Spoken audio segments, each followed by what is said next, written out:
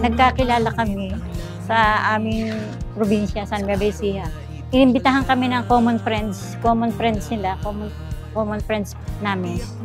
Na nagkakilala kami, gawa yung tigaron sa amin, kasama niya sa trabaho, nagbakasyon sila doon. Actually, ano yan eh, sabi nga, pag ito uminom sa soft drinks ko, akin na to.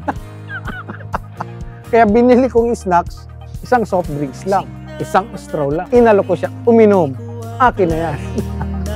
Sa akin, habang patuloy ang pagsulat at pagkulay ng kwento ng ating pagmamahalan, walang katapusan.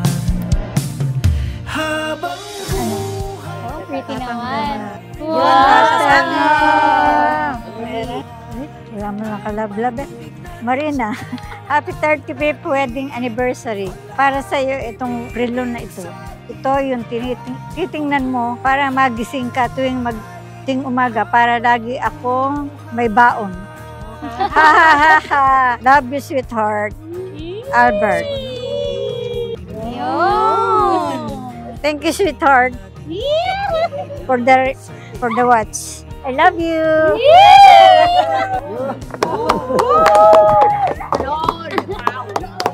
Hi, sweetheart.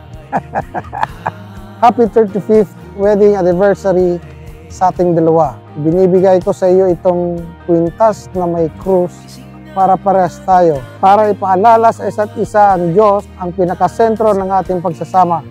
I love you. Mwah! Okay. Wow! Thank you!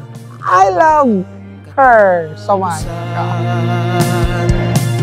Habang buhay, mabubuhay.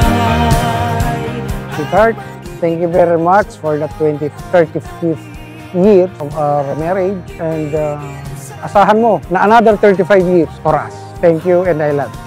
Sa araw na to, gusto ko makita yung Marina in white para patunayan sa'yo yung long-lasting marriage na thank you, I love you. Sweetheart, happy 35th wedding anniversary. Sana magtagal pa, magpatuloy pa yung magandang pagsasamahan natin. At buong pamilya, mga anak at apo. Yun, mahal na mahal kita hanggang sa magtagpo tayo sa langit. Yan lang.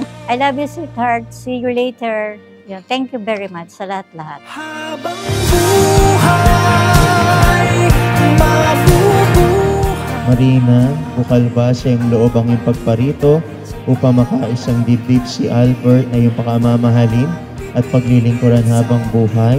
Opo. Albert, bukal ba sa iyong loob ang iyong pagparito upang makaisang dibdib si Marina na iyong pakamamahalin at paglilingkuran habang buhay? Opo.